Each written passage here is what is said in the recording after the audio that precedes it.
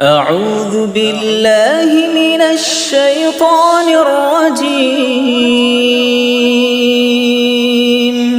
بسم الله الرحمن الرحيم যেই ব্যক্তি প্রতিদিন 11 বার বলবে লা হাওলা ওয়ালা কুওয়াতা ইল্লা বিল্লাহিল আলিয়্যিল আযীম,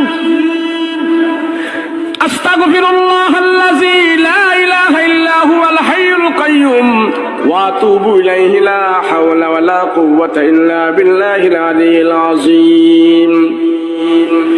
রাসূল সাল্লাল্লাহু আলাইহি ওয়াসাল্লাম বলেন, আমার উম্মতেরা প্রতিদিন যদি কেউ 11 বার এই আমলটা করে, সকালে বিকালে যদি কেউ এই আমলটা করে, আল্লাহ পাক তার জীবনে কোনো অভাব দিবে না, অভাব দিবে না। আল্লাহর রাসূল বলেন, তোমার অভাব যদি থেকেও থাকে, আল্লাহ তোমার অভাব দূর করে দিবে।